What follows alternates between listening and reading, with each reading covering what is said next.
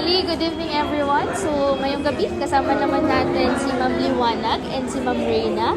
So, sila ay representative ng Cape Beach Resort and awarded sila ng Premier Business Best Resort and Hotel in the Philippines. At take note, they are Golden Awardee of Southeast Asia Premier Business Award. So, ma'am, alam ko na medyo weird tong tanong ko, pero gusto ko lang malaman, ano po ang pakiramdam nyo ngayong gabi?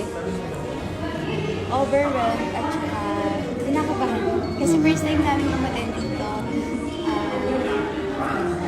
Ayan po. So, ma'am, okay ba? Or po yan? Parang masaya dahil kami bilang naging representative kami kay Beats. Ayan po. So, ma'am, since this is not your first time po, no? So, pwede niyo po bang i-share sa amin kung ano po yung pinagkaiba ng Southeast Asia Premier Business Achiever Award sa iba pong award-giving bodies na nagbibigay po ng award sa Cape Beach? Since sa nakaraan na award nila is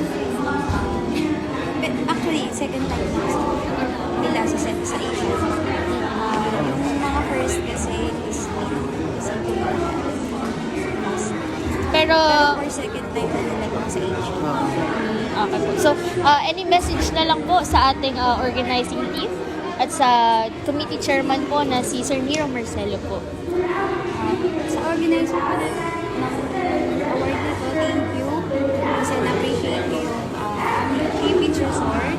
Sana makapunta kayo sa iyo. Ayan po. So, Parang lalo yung ma-appreciate talaga kung bakit siya nagiging Golden Award. ayan po, para sa ating mga viewers, huwag po natin kalimutan, Cape Beach Resort.